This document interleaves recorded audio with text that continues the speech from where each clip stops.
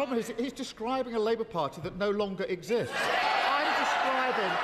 Yes, welcome to today's PMQs, where there was only one question and topic that was going to be asked by Keir Starmer. And see if you can guess, at what part did Rishi Sunak try and smear him? Is the Prime Minister proud to be bankrolled by someone using racist and misogynist language when he says the member for Hackney North and Stoke Newington makes you want to hate all black women? Mr. Speaker, the alleged comments were wrong, they were racist, and he has now, as I said, the comments were wrong, they were racist. He has rightly apologised for them, and that remorse should be accepted, Mr. Speaker. There is no place for racism in Britain, and the government that I lead is living proof of that. Mr. Speaker, the man bankrolling the Prime Minister also said that the member for Hackney North should be shot. How low would he have to sink? What racist, woman-hating threat of violence would he have to make before the Prime Minister plucked up the courage to hand back the £10 million that he's taken from him? Mr. Speaker, as I said, the gentleman apologised genuinely for his comments, and that remorse should be accepted. But he talks about language. He might want to reflect on the double standards of his deputy leader, calling her opponents scum, Mr. Speaker. His shadow foreign secretary, the shadow foreign secretary, comparing Conservatives to Nazis, Mr. Speaker, and the man that he wanted to make Chancellor. The man that he wanted to make Chancellor talking about lynching a female minister. His silence on that speaks volumes. Mr. Speaker, the difference is he's scared of his party. I've changed my party. And Mr. Speaker.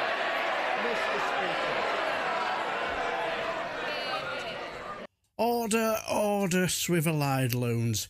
Keir Starmer didn't say anything that isn't true about our teacher shoe size. Prime Minister.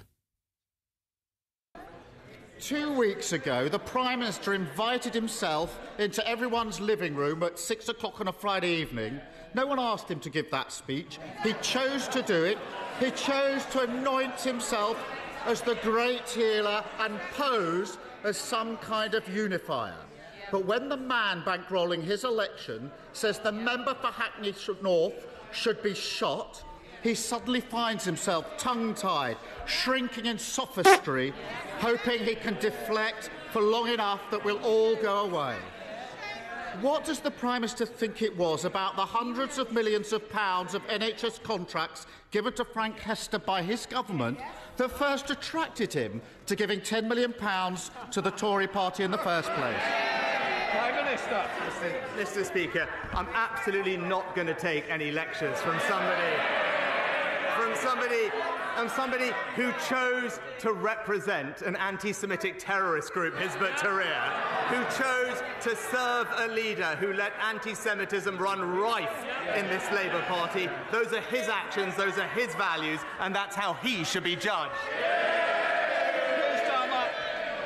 Mr. Speaker, the problem is he's describing a Labour Party that no longer exists. I'm describing the man who is bankrolling their upcoming general election.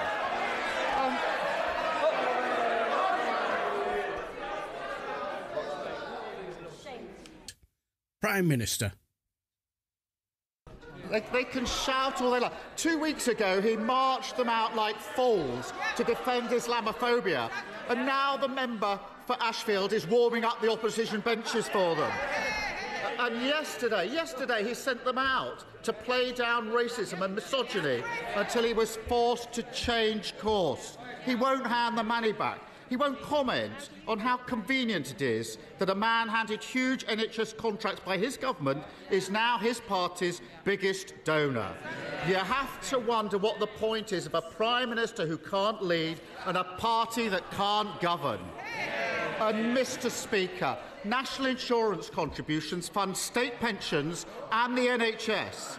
So is the Prime Minister's latest unfunded £46 billion promise to scrap national insurance going to be paid for by cuts to state pensions or cuts to the NHS?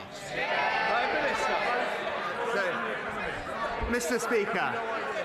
Speaker, I'm glad he's brought up the budget. It's about time that he spoke about his plans, because what have we heard, Mr. Speaker, from the Shadow Chief Secretary? The Shadow Chief Secretary of the Treasury confirmed. Order, order, order. Now, how can I hear the Prime Minister soiling himself while you're all shouting over him soiling himself? Prime Minister. The Shadow Chief Secretary of the Treasury has confirmed that the Labour Party will not be sticking to the Conservative government spending plans. So we now have a litany of unfunded promises on the NHS, on mental health, on dentistry, on breakfast clubs, and that doesn't even include the £28 billion 2030 eco-pledge that he's still committed to. But what we all know, Mr. Speaker, is that while we're cutting taxes, Labour's unfunded promises mean higher taxes for working Britain. No, Mr. Speaker, the Labour Party will not be sticking to his completely unfunded £46 billion promise. And he thinks he can trick people into believing that, but simply shaking the Tory magic money tree will bring it into existence. Let's be clear. 80% of national insurance is spent on social security and pensions. 20% is spent on the NHS. So he's either cutting pensions or the NHS, or he will have to raise other taxes or borrowing. Which is it, Prime Minister? Mr. Speaker, I know it's not a strong point, but if you actually listened to the Chancellor last week, what he would have seen is NHS spending is going up, Mr. Speaker. It's going up. It's a plan that's backed by the NHS CEO, who says that we're giving her what she needs, and at the same time, we are responsibly cutting taxes for millions of people in work. An average worker benefiting from a £900 tax cut, Mr. Speaker. But what I'm hearing from him is he's against our plans to cut national insurance. The highest tax burden since the Second World War. I did listen to the Chancellor, £46 billion of unfunded commitments. They tried that under the last administration, and everybody else is paying the price. When 2 weeks ago, the Prime Minister promised to crack down on those spreading hate. Today, he shrunk at the first challenge. Last week, he promised fantasy tax cuts. Now he's pretending it can all be paid for with no impact on pensions or the NHS. All we need now, Mr. Speaker, is an especially hardy lettuce, and it could be 2022 all over again. Is it any wonder that he's too scared to call an election when the public can see that the only way to protect their country, their pension and their NHS from the madness of this Tory party is by voting Labour?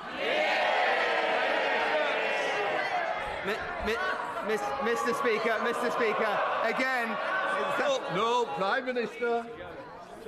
Mr. Speaker, he talks about pensions. Pensions are going up by around £900 in this year. It's this government that's protected the triple lock for the last 10 years. He talks about supporting working people. It's this government that's cutting taxes for every single person in work, Mr. Speaker. It's this government that's investing in the NHS, but all we have from him is a £28 billion unfunded promise. Mr. Speaker, I had a look at it. It's here. It's all here. Making Britain a clean energy superpower. He's still stuck to it, Mr. Speaker. And if you look through it carefully, there's billions in spending he's already committed to Scotland, billions for Wales. There's actually money for North London too, I notice. But the problem is, none of it is funded. So why doesn't he come clean and tell him under his plans, Britain people's taxes are going up, Mr. Speaker? Now, I knew the Angela Rayner Tory scum line would get an airing sooner or later in a desperate attempt to try and say that what Angela Rayner actually said was just as bad as saying that a black woman should be shot. Now, you've got to remember, these are the same people the other week who were demanding that a protester who was destroying a painting should be hung, drawn and quartered, beheaded, and have it placed at Traitors' Gate, have their hands cut off as well, and then flung into prison forevermore and to never see the light of day to teach them a lesson. But a racist Tory donor saying racist things and saying a black woman should be shot, well, he cannot be racist, surely, because when he does say racist things, he apologises after because he got caught. So he cannot be racist, can he? But saying Tory scum is far more disgusting, isn't it? Then he went down there.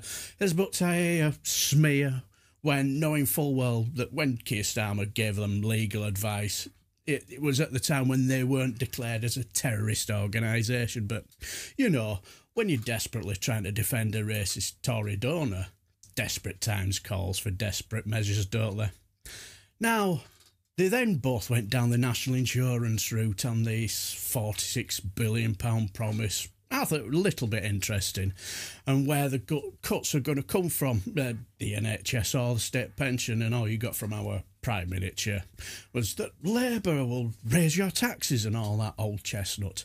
Well, for me, I don't know which plan would be better, as I was always terrible at numbers at school, and growing up nothing's ever changed. But what I will do is I'll leave you this lovely little bonus question by Marsha De Cordova, where she brought up an interesting reason why he didn't want to give the money back. The Prime Minister stood outside Downing Street saying that he wanted to root out hate and extremism. Can you imagine? Yet it shamefully took him more than 24 hours to finally say the remarks by the Tories' biggest donor that looking at the Right Honourable Member for Hackney North and Stoke Newington makes you want to hate all black women were indeed racist. Yeah. In November, the Prime Minister accepted a non-cash donation to the tune of £15,000 from Frank Hester for the use of his helicopter. So will he reimburse him, yes or no?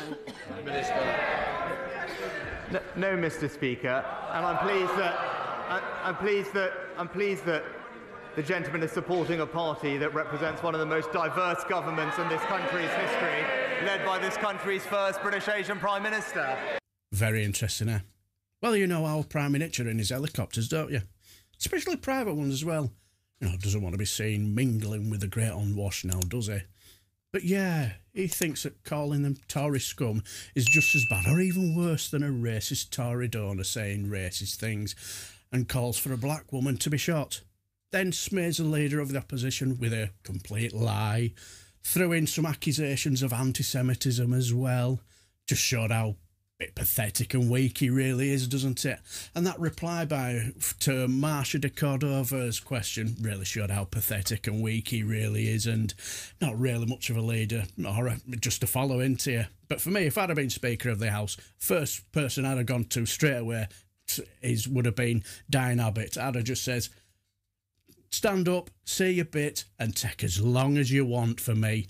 Absolutely make our Prime Minister squirm. But what do you guys think? Let me know down below, and I shall bid you farewell and take care, my friends.